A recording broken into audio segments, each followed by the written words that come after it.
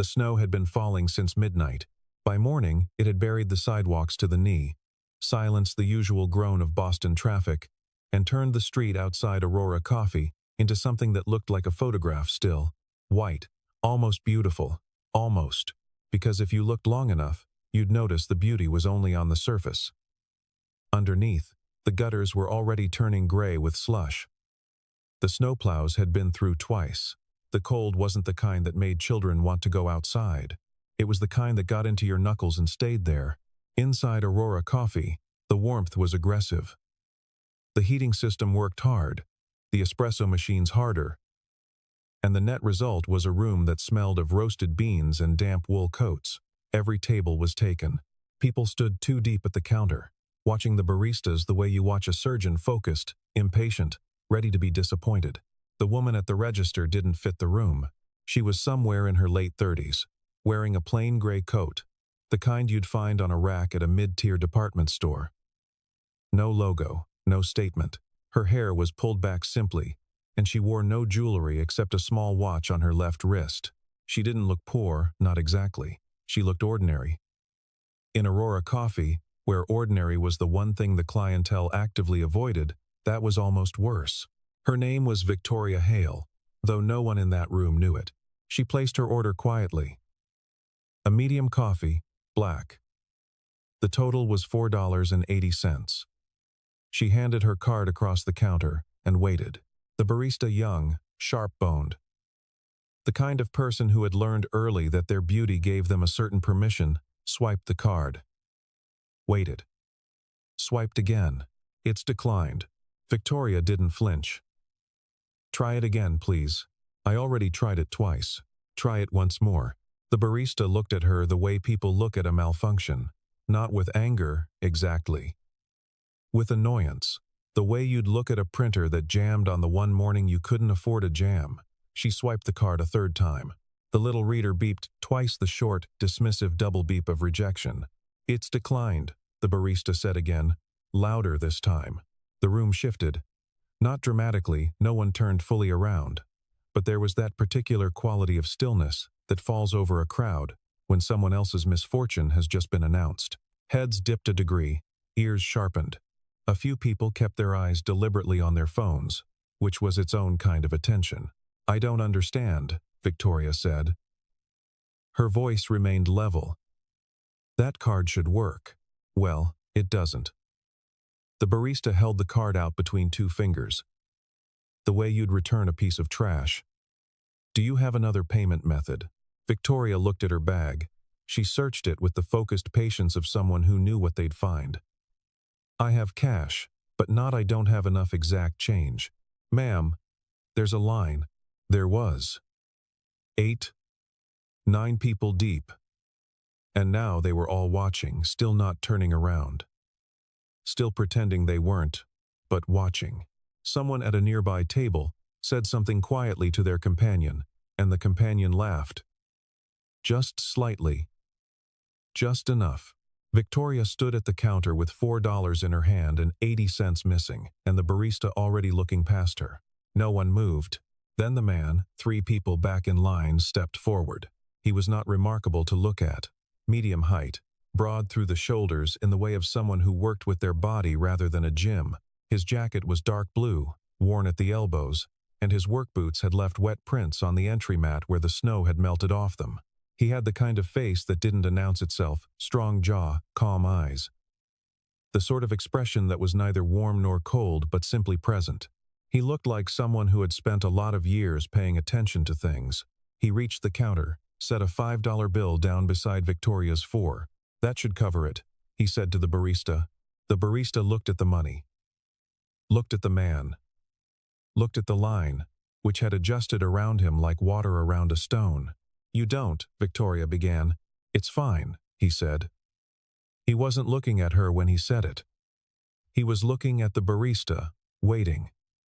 No performance in it. No gesture toward the room. Just a man completing a transaction. The barista took the $9, made the change, set the cup on the counter. The man collected his own coffee, he'd already ordered, apparently.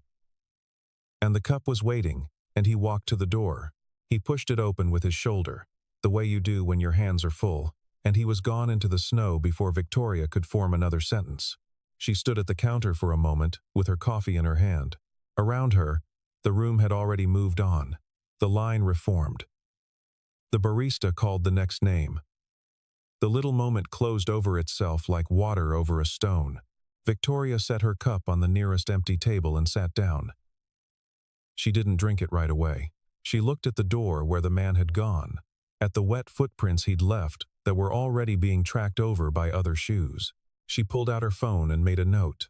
The apartment was on the third floor of a building on Callaway Street that had been built in 1962 and last renovated in 1994. The lobby smelled of old carpet and radiator heat. The elevator worked 3 days out of 5. And Ethan Brooks had learned to check the light above the doors before committing to it. He took the stairs. His apartment was 3 rooms, a kitchen, living space, 1 bedroom that Lily used, and a second room that was technically a bedroom but functioned as a storage space, a workspace, and, when the couch folded out, where Ethan slept. The windows were single pane and he'd sealed the edges with foam tape last October. The loft insulation was questionable. The building's heating was central and temperamental, and when it went out, which it did every January without fail, the super took between 12 and 36 hours to respond, and Ethan had learned to keep the electric space heater charged and positioned under Lily's desk for exactly that contingency. He made her breakfast every morning at 6:45, scrambled eggs, because she'd told him at age 4 that she liked them fluffy, and he'd spent 2 weeks figuring out the technique: low heat, constant movement, pulled before they looked done, and now he made them the same way every time, without thinking about it. Toast. Orange juice from concentrate. A glass of water that she almost never finished, but that he put out anyway because hydration mattered more than compliance. Lily was 6. She had her mother's eyes gray-green, the kind that looked different in different light, and Ethan's stubbornness, which the first-grade teacher had described in more diplomatic terms during the fall conference. She was in first grade at the public school, 4 blocks east. She read above her grade level and had strong opinions about which crayons were the correct colors for specific things. Purple was not an appropriate color for trees. This was non-negotiable. She came out of her room at 6:52 that morning, wearing mismatched socks and carrying a book about tide pools.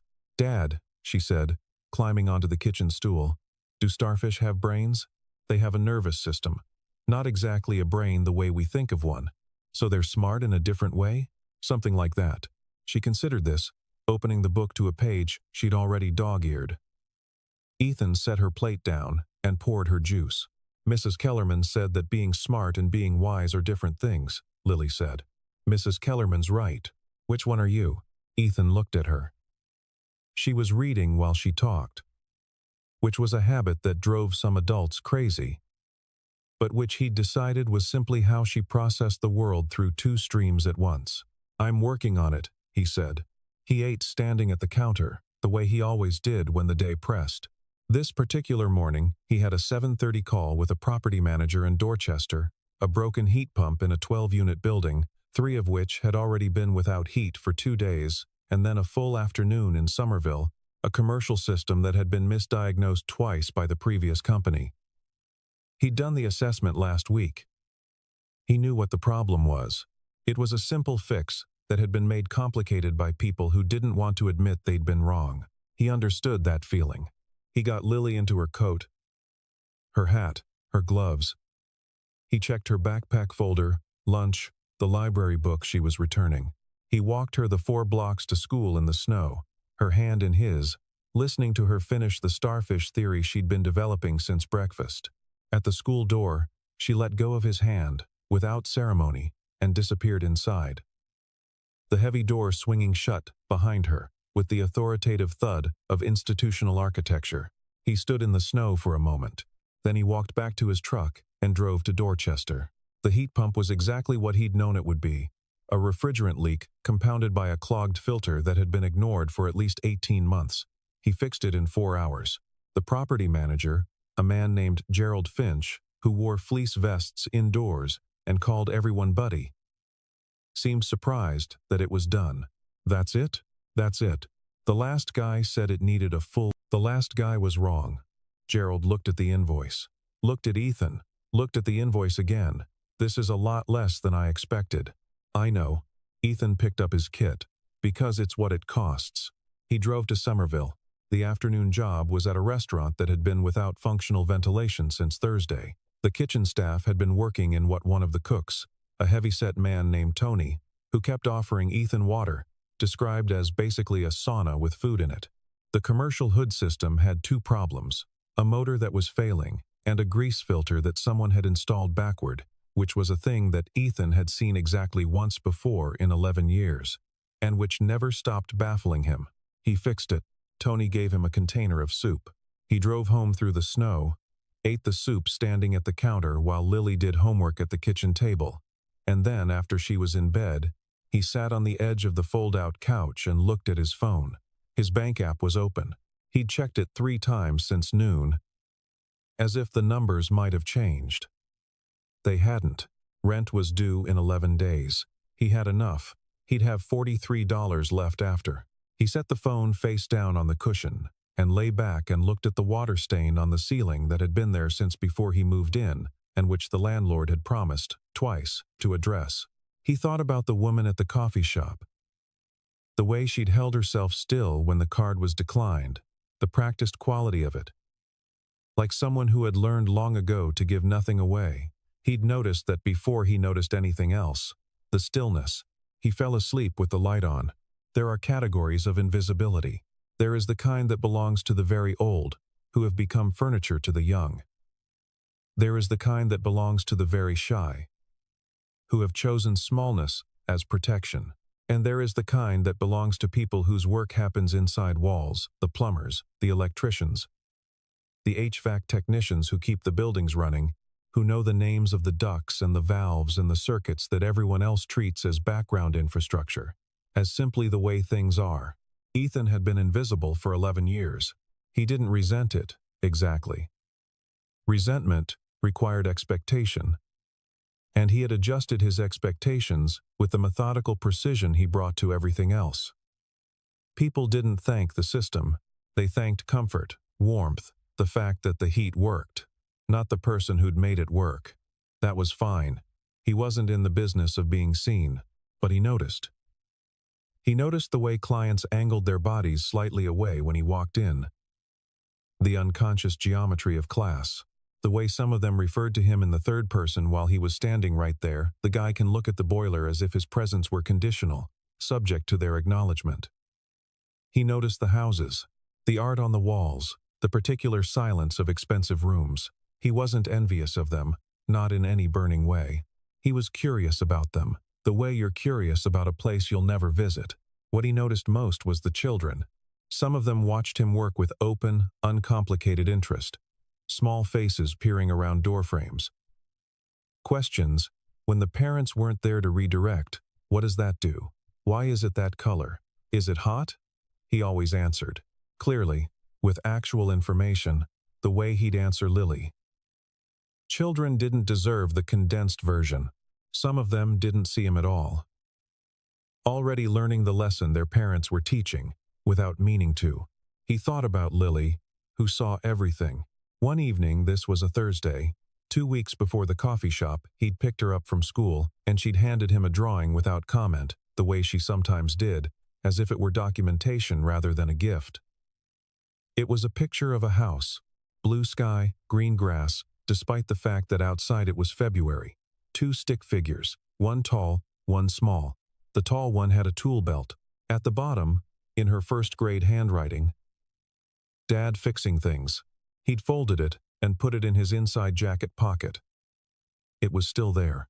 Victoria Hale had not been at Aurora Coffee by accident. She was the founder and CEO of Meridian Financial Technologies, a fintech company headquartered in a glass tower in the financial district that managed compliance software for mid-sized regional banks. She had built it from a 3-person operation in a shared workspace in Cambridge to a company of 240 employees over 11 years. And she had done it with the specific intensity of someone who understood that the distance between success and collapse was thinner than most people admitted. The test at Aurora Coffee was one she conducted 4 times a year. She called it a service audit, but her COO, a careful man named Bradley Winfield, who had worked with her for 6 years, and who had long ago decided that understanding Victoria fully was not a goal he could achieve in this lifetime, called it the card thing. She would take a card she'd temporarily put a block on, always a different card, always a different amount, and she would go to a place that dealt with the public, and she would let it decline, and she would observe. What she was observing was not the employees specifically. She was observing the room. Because Victoria had a theory, not a complicated one, that the fundamental character of any organization, any community, any system, could be read in how it treated the person who was momentarily unable to perform, who intervened, who looked away, who laughed, who pretended not to notice, which was its own answer. She had done this 17 times over 4 years. In restaurants, in coffee shops, at pharmacy counters, at hotel front desks. Twice, someone had helped. Both times, she'd noted it. The first time, 2 years ago. It had been a woman in her 50s who'd simply paid without comment and gone back to her crossword puzzle. Something about the lack of comment had stayed with Victoria, the economy of it. The absence of performance. This time, it was the man with the worn jacket. She had watched him from 3 people back in the line, which was where she'd positioned herself, as she always did, not at the front, not at the back, but in the middle where attention diffused, and she was simply another waiting body. She had watched him step forward with the $5 bill. She had watched his face. No announcement. No glance around the room to confirm that people were seeing him do a good thing. He paid, and he left. That was all. That was everything. She sat at the table with her coffee, and she made the note, and then she did what she did with every such note. She pulled up the browser on her phone, and she began. She had the plate number of his truck, which she'd seen through the window as he crossed the street. From the plate number, through a service her company's legal team used for background compliance checks, she had a name by 11 that morning. Ethan Brooks, 34, licensed HVAC technician, sole proprietor of a one-man operation registered as Brooks Heating and Air. Business address, matching his residential address on Callaway Street. No corporation, no employees, clean record. 11 years of operation. Reviews, on the contractor's platforms she could access, averaging 4.8. The reviews said, honest, fair, fixed what others couldn't, didn't oversell. She read them twice. Then she made a different kind of note. He was replacing a section of gutter drain pipe when the SUV appeared. It was a Thursday morning, 3 days after the coffee shop, and the snow had come back overnight, softer this time, smaller flakes, the kind that looked decorative and then quietly accumulated into something real. The pipe on the north side of the building had developed a crack over the winter, and the building manager, who trusted Ethan with small structural things that were technically outside his scope, had asked him to handle it before it got worse. It was not complicated work. It required a ladder, a section of replacement pipe he'd bought at the hardware store, and about 2 hours.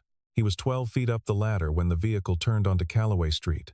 He noticed it because vehicles like that didn't turn onto Callaway Street. Long, dark, the particular shade of black that costs money, moving slowly in a way that wasn't uncertain it knew exactly where it was going. It pulled up in front of his building and stopped. Mrs. Petrova, from 2B, appeared on the front step, ostensibly checking her mail, actually doing the same thing Ethan was doing, looking. The driver, not the passenger. The driver got out first and opened the rear door. A woman stepped out. She was wearing a different coat than she'd had on in the coffee shop, but it was the same kind of coat quality without ostentation, the deep navy of it precise and intentional. Her hair was down now. She looked different with power than she had looked without it, which was not a surprise. Power was mostly posture, and posture was mostly practice. She looked up at the building, the way someone looks at a thing they've already decided about. Then she looked at the ladder. Ethan climbed down carefully. He'd learned never to rush down a ladder, no matter what was happening at the bottom. When he reached the ground, he turned around and looked at her across 6 feet of snow-covered sidewalk. She was watching him with the particular expression of someone who has rehearsed a thing and is now assessing whether the performance will be necessary. "Mr. Brooks," she said. "That's right. I'm Victoria Hale. She didn't extend her hand immediately. She let the name stand for a moment, accustomed to it, meaning something. Then she extended her hand. He shook it. His hands were cold and rough from the ladder. Hers were neither cold nor rough. I was at Aurora Coffee on Monday morning, she said. He remembered. Of course he remembered. I know, he said. I'd like to talk to you. Mrs. Petrova had given up the pretense of checking mail and was simply watching from the stoop. Two kids from the second floor had appeared at their window above. The SUV's engine idled quietly, steady as a kept promise. Ethan looked at the gutter pipe. He looked at Victoria Hale. I'm going to finish what I'm doing first, he said. She paused for one beat. Of course. He went back up the ladder. She waited on the sidewalk, standing straight in the snow. And she did not look at her phone, and she did not look impatient. She watched him work, or she looked at the street, he couldn't tell which, from the ladder, and she waited. He finished the job in 20 minutes, came down, stowed the ladder in his truck. He pulled off his work gloves and looked at her. There's a diner on Waverly, he said, if you want to talk. The SUV followed his truck 6 blocks to the diner. The diner was called Paulette's. It had been there since 1971 and had changed its menu exactly once, in 2003, when they'd added a veggie omelet at the request of a regular who'd become a vegetarian after a health scare and who the owner, a woman named June, had known since childhood. The booths were red vinyl. The coffee came in heavy ceramic mugs. The windows were fogged from the warmth inside. And outside the snow continued in its quiet, indifferent way. They sat across from each other. Victoria Hale, Ethan had figured out during the 20-minute drive over, was accustomed to rooms responding to her. Not because she demanded it, she didn't seem the demanding type, not in any obvious way, but because she moved with the settled certainty of someone who had made 1,000 decisions and had been right more often than not, and rooms noticed that. He poured cream into his coffee. She drank hers black, the same way she'd ordered in the coffee shop. I run a company called Meridian Financial Technologies, she said. We develop compliance software for regional banks. 240 employees. We're in an expansion phase. We acquired a smaller firm in Providence 3 months ago, and we're integrating their operations. He waited. We have a position. Operations Manager, Facility and Physical Infrastructure Oversight. The role was created because we've outgrown our current structure. We need someone who understands systems, physical systems, the kind that buildings run on, and who can manage vendors, coordinate contractors, track budgets, identify problems before they become failures. She paused. We've been looking for 3 months. The candidates we've interviewed are technically qualified and functionally useless because they see what things are, not what they're about to become. She turned her coffee mug a quarter turn on the table. I watched you for 3 minutes on Monday. You assessed a situation. You identified the correct response. You executed it without any concern for the impression it created. No hesitation, no performance. Ethan looked at her.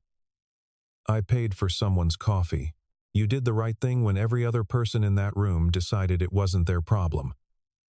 She said it without emphasis, which gave it more weight than emphasis would have. That's not as common as it should be. I'm an HVAC technician. I know exactly what you are. She turned the mug again.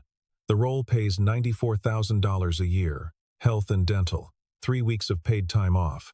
You'd be managing a team of 6 initially, possibly expanding to 9 after the Providence integration is complete. The number sat in the air between them. He knew what his hands were worth. He'd known it for 11 years. He'd made his peace with it. The kind of peace you make with a fact when you understand that peace is more efficient than grievance. But $94,000 was a number he'd never had occasion to say out loud in relation to himself. He'd thought about it the way you think about mountains real, existing, simply not where you are. He drank his coffee. Outside, a city bus pushed through the snow on Waverly, its headlights making a brief, warm smear of light on the fogged window. Why are you here? He said. Personally. You didn't send someone. She looked at him for a moment. Because I wanted to see if you'd react the same way to me, across a table, as you did to a stranger at a counter. She picked up her coffee. You have. You're not impressed by the car, she said. You finished your work before you'd talk to me. And you picked this diner. She almost smiled. You're not trying to figure out what I want to hear. He turned his mug in his hands. I don't have an office background. I know. That's not what I need. I don't have the vocabulary, the protocols. Those can be learned. Character can't. She set her cup down. I'm not asking you to be someone you're not, Mr. Brooks. I'm asking you to be exactly who you are. In a different context, she reached into her coat pocket and produced a card. Simple card, heavy stock, just her name and a phone number. She set it on the table beside his mug. Think about it, she said. I'd like an answer by the end of the week. She stood, laid 2 bills on the table for the coffee, and walked to the door. The driver was already waiting. Ethan sat in the booth for a while after the SUV had gone. June, from behind the counter, said without looking up from the receipts. She pay? She paid, Ethan said. Good. June turned a page. You want more coffee? Yeah, he said. Thanks. He didn't tell Lily that night. He made dinner pasta with the tomato sauce he kept in the freezer in labeled portions, the system he'd developed, after a period of improvisation that he'd judged inefficient, and he listened to her describe the science project she was developing, involving the water cycle, and the specific injustice of the fact that Marcus from her class had been assigned precipitation, while she had been assigned evaporation, which she considered the less interesting half. Evaporation is where it starts, Ethan said, but precipitation is where it arrives.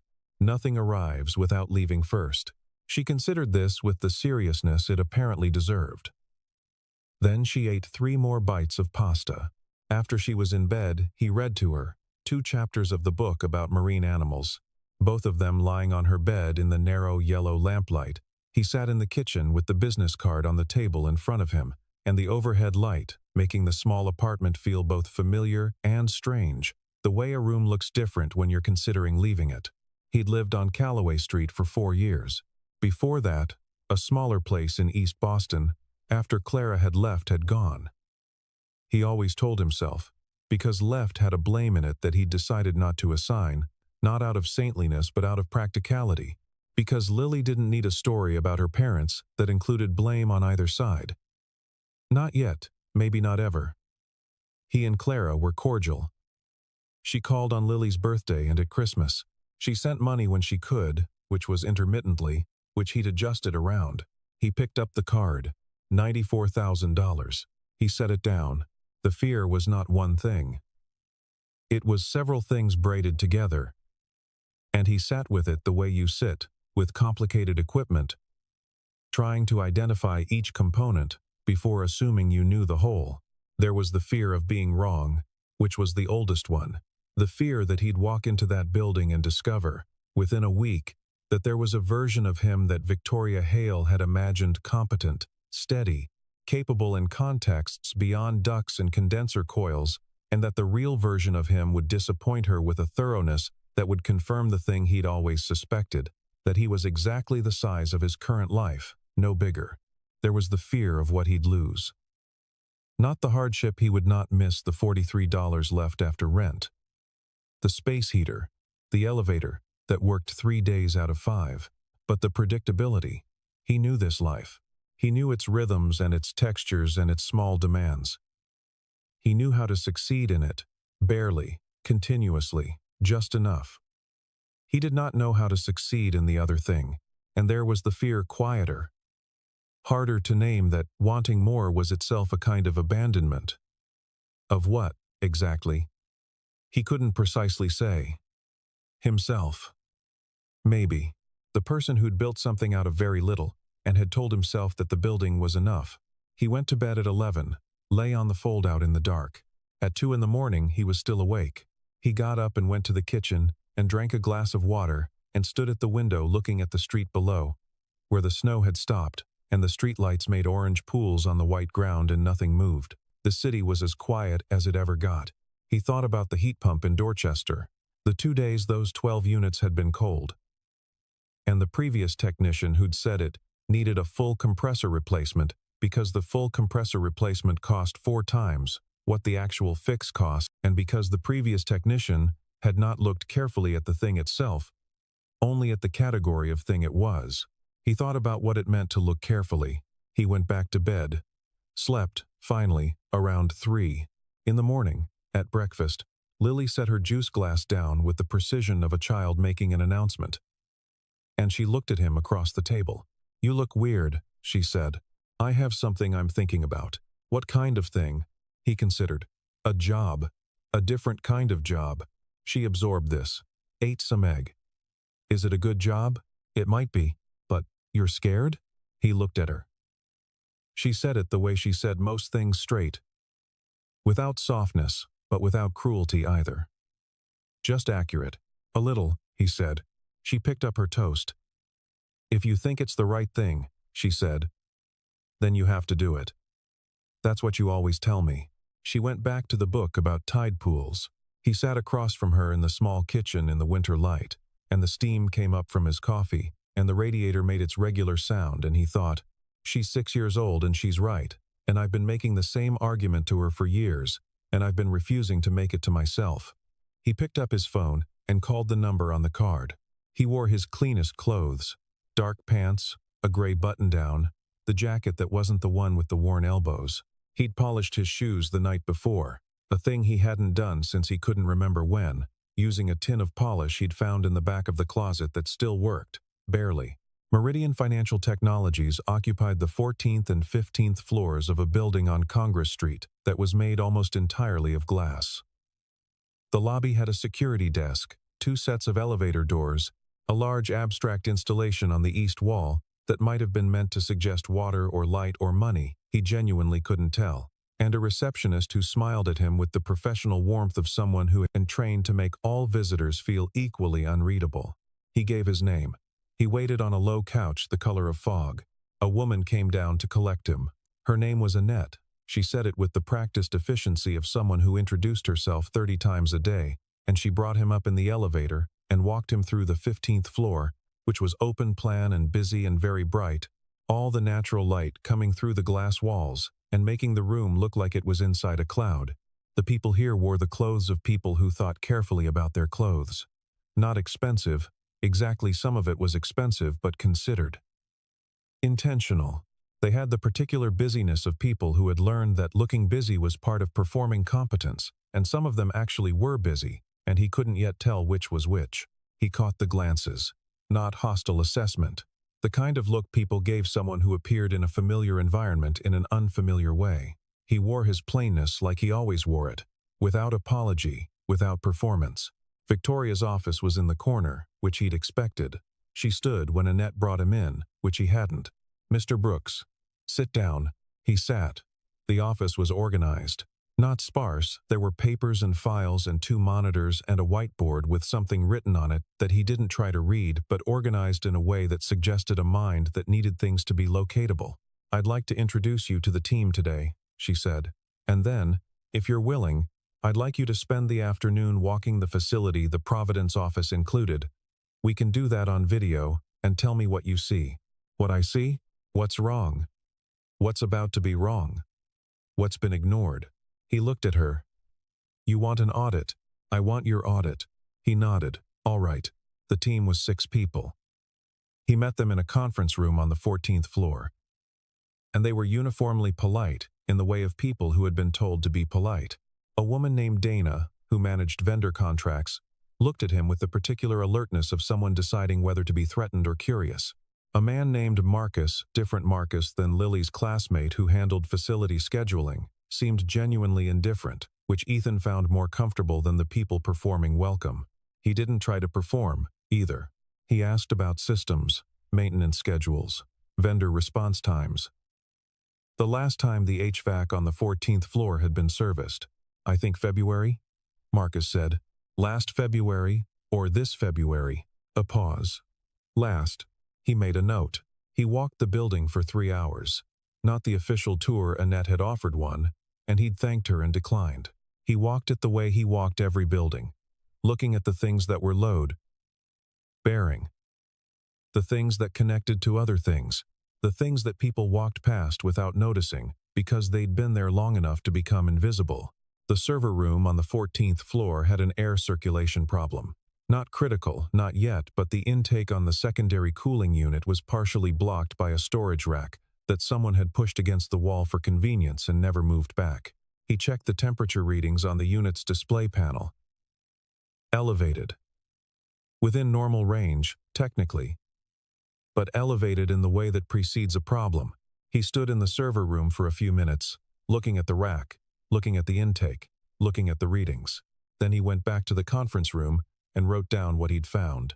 The fraud started in Providence. He didn't find it looking for fraud. He found it looking for patterns, which was what he did with every system he examined, not looking for the thing that was wrong yet, but for the thing that had changed in a way that wasn't accounted for. It was his second week at Meridian. He'd been given access to the operational dashboards as part of his facility role: power consumption, HVAC load, physical access logs. He wasn't supposed to be analyzing the financial data streams, but the dashboards were integrated, and he noticed something in the physical access logs for the Providence office, a pattern of after-hours entries for a specific key card, 3 or 4 nights a week, always between 11:30 and 1 in the morning. Always the same workstation cluster. He didn't know what it meant. He knew it was a pattern that didn't match any maintenance, schedule, or security protocol he'd been given. He wrote it down. He brought it to Dana. Because Dana managed vendor access, and he thought it might be a vendor issue. Dana looked at the printout he'd brought her. Her expression changed. "Which workstation cluster is this?" she said. He told her. She picked up her phone. What followed was a sequence that Ethan watched from the edge of, which was where he was comfortable. Victoria's team determined, over the following 48 hours, that the pattern corresponded to an employee in the Providence accounting integration who had been exploiting a gap in the merged compliance systems to run duplicate vendor payment requests. The amounts were small enough individually to pass automated review. The total, over 3 months, was $140,000. The employee was confronted. The gap was closed. The money was recoverable. On a Friday afternoon, Victoria called him into her office. She was standing at the window when he came in, looking at the street below where the snow had been all week, coming and going. She turned around when he closed the door. "You weren't looking for it," she said. "You were looking at the access logs because of the HVAC question. I wanted to know if the after-hours pattern was maintenance-related." She looked at him for a moment. Outside, the city moved in its steady, indifferent way. $140,000, she said, "and you found it because you were paying attention to the air conditioning." "The air conditioning matters," he said. She almost smiled. "Yes," she said. "It does." He turned to leave. "Mr. Brooks." He stopped. "The team is coming around," she said. In case you hadn't noticed. He had noticed. Dana had started asking him questions instead of answering them. Marcus had stopped scheduling maintenance windows without running them past him first. Small things. The kind of small things that, accumulated, meant something. "I noticed," he said. He went back to the 14th floor. The snow came on a Tuesday, 6 weeks after he'd started at Meridian. Light snow, the kind that fell straight down without wind, each flake distinct and unhurried. By 7 in the morning, it had covered the sidewalks in a thin, even layer that muffled footsteps and made the city feel like it was considering something. He was up at 6. He made Lily's eggs the same way he always made them. She had a substitute teacher today and was unimpressed by the development but was willing to go, which was its own small victory. He walked her to school in the snow, her hand in his, and this morning she didn't tell him about tide pools or starfish or the injustice of her science assignment. She just walked beside him in the quiet, and he let her. And when they got to the school door, she said bye. Dad, the same way she always said it without ceremony. Total, and the door swung shut behind her. He stood in the snow. Then he walked 3 blocks north to Aurora Coffee. The morning crowd was the same crowd, more or less. Same queue, same noise, same warmth inside that hit you in the face when you pushed through the door. He got in line. The barista at the counter was different, younger, unfamiliar with the particular architecture of that morning 6 weeks ago. "Fine," he ordered. The same thing he'd ordered before. A medium coffee. Black. Because he did have a complicated order. He paid with his new card, a Meridian direct deposit card, that felt slightly unreal in his hand. Still, the way the number on his pay stub felt slightly unreal, though it was becoming more real with each week. He took his coffee to a small table by the window and sat. Outside, people moved through the snow, heads down, collars up, the universal Boston winter posture. A cab left a wake of gray slush on the curb. A dog on a leash stopped to investigate a fire hydrant with the gravity of someone conducting important research. He had 40 minutes before he needed to be at the office. He heard the chair across from him move. Victoria Hale sat down across the table with her own coffee, medium. Black. He hadn't heard her come in. She was better at that than he would have expected. Coincidence? He said. The building's 3 blocks from here, she said. I've been coming here for years. He considered. And 6 weeks ago? 6 weeks ago, I was conducting a service audit. She looked at him. You know that. I do. She drank her coffee. He drank his. Outside, the snow fell in its quiet, unhurried way. How's Lily? She said. He looked at her. She'd asked about Lily twice before, briefly, in passing, the way you ask about things you've been told about when you're trying to demonstrate that you listened. He'd told her about Lily in their second week, when she'd asked why he needed to keep his schedule rigid enough to pick up at 3:15 sharp. She's good, he said. She's got a substitute teacher today and she's handling it. The Starfish book? She's moved on. Wales now. A natural progression. He nodded. The coffee was good. It had always been good coffee. That wasn't the coffee shop's problem. Had never been the problem. The problem was the room around the coffee. The atmosphere of careful indifference. It seemed, this morning, marginally less cold. He couldn't tell if the room had changed, or if he had. Would you do it again? She asked. Do what? What you did. If it were someone else at that counter. Someone you didn't know. He thought about it for a moment. Genuinely thought about it, rather than answering quickly. Yes, he said. Even knowing what came after? The job? The all of it? The after part's not why, he said. That's the point. She looked at him steadily. She had a way of looking at you that was direct, without being challenging. Simply present, assessing. The look of someone who had learned that most people gave themselves away if you just looked at them long enough, without making them nervous. No, she said. I know it isn't. She stood, picked up her coffee. She looked like herself, not the woman in the gray coat from 6 weeks ago, not the woman stepping out of the SUV, but something closer to both of them than either. Just a person in a good coat, holding a cup of coffee in the snowlight. I'll see you upstairs, she said. He watched her go toward the door. She pushed through into the cold morning without looking back, and the snow swallowed the sound of her footsteps almost immediately. He sat for a while longer. He thought about the fold-out couch he'd kept, even though his salary could now cover a 2-bedroom he hadn't moved yet, was taking it slowly. Wasn't ready to make that particular declaration to himself or the world. He thought about the drawing in his jacket pocket. Dad fixing things, slightly worn now at the folds. He thought about the server room on the 14th floor, which he'd had the vendor service properly last week, and the intake that now drew air cleanly, without obstruction. He thought about the access log pattern, about the way it had appeared not because he'd gone looking for fraud, but because he'd gone looking at the thing itself, the real thing. The system as it actually ran rather than as it was supposed to run. He thought about his daughter saying, if you think it's the right thing, then you have to do it. He was 40 minutes from the office. He had time. He went up to the counter and bought a muffin for June, who had already told him approximately 11 times that she didn't own the diner. The diner was on Waverly Street, where they'd first talked, but the instinct had transferred. He bought a muffin anyway. The barista looked at him, slightly confused, and he said, keep it, for the staff. And the barista looked at it, and then looked at him, and said, thanks. Just that. Just thanks. He put on his coat and walked out into the snow. 3 blocks north, the glass building waited. 14 floors up, the team was assembling. Dana would have questions about the Providence integration timeline. Marcus had a vendor meeting he'd asked Ethan to sit in on. There was a maintenance issue on the 15th floor, a heating zone that was running 2 degrees colder than the others. Not a critical problem, but the kind of thing you addressed before it became one. He walked through the snow with his hands in his pockets, and his collar up, and his shoes making clean prints in the white ground.